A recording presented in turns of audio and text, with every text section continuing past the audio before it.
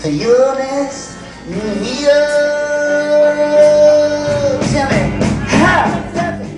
Bob Dylan, a famous singer and songwriter, was the most influential artist of the rock era and the 20th century. In this video, we will be talking about Bob Dylan's career and his legacy during the counterculture. He was born and raised in Duluth, Minnesota, and grew up with the name Robert Allen Zimmerman. While he attended University of Minnesota, he became more familiar with the counterculture movement. There, he joined the on-campus folk scene, where he became aware of political and sexual freedoms. However, he dropped out of University of Minnesota in his second year of college and moved to Greenwich Village in New York, where he played at local gigs. Dylan was soon signed by Columbia Records in October of 1961. Bob Dylan was inspired by many soul and rock artists such as Elvis Presley, Jerry Lee Lewis, and Little Richard, whom he used to imitate on the piano at high school dances. However, his all-time favorite artist was Woody Guthrie, an American singer-songwriter who is most famous for his song "This Land Is Your Land." Dylan later moved to New York to follow in Guthrie's footsteps.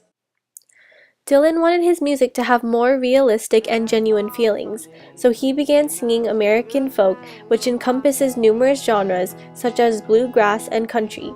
Later on in his career, he incorporated genres like blues, rock music, country, and gospel.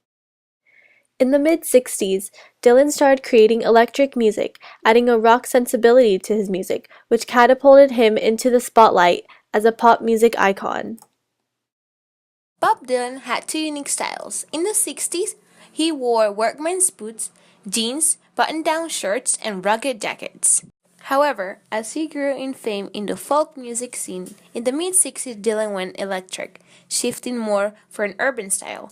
He wore a blazer, loud, busy silk shirt, tie slacks, beetle boots, and constant wayfarer glasses, which he wore day and night. Later, in the 70s, he slightly shifted into a more of a contemporary Western style. He wore bolo ties, vests, cowboy hats, boots, and even some eyeliner. In the early 80s, Dylan underwent a change of faith. Although he grew up in a Jewish household, this spiritual shift had a direct effect not only on him, but also in his fashion style. He began to pick up a more glam rock vibe with flare pants, leather, eyeliner, and low V-necks. Aside from Bob Dylan's great sense of fashion, he also knew how to make the harmonica fashionable. His talent for playing the harmonica really showed how expressive an instrument can be.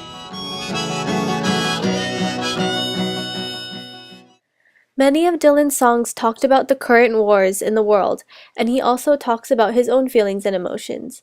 The theme that his lyrics focused on became known as protest songs, which many of them became anthems of various social movements that were happening in the United States in the early 1960s. For example, Dylan's second album, The Freewheeling Bob Dylan, begins with one of his famous songs, Blowin' in the Wind. This song is described by a protest song in which it possesses a series of rhetorical questions about war, freedom, rights, and peace. Must a man walk down before you call him a man? Yes, and how many seas must a white dove sail before she sleeps in the sand? Overall, not only did Bob Dylan voice his own opinions in his songs, but he also spoke for a lot of other Americans. His powerful and poetic lyrics guided the spirit of the counterculture movement. Even though Dylan had a beautiful way of singing, he proved to many people that what really mattered is whether you believed the voice was telling the truth.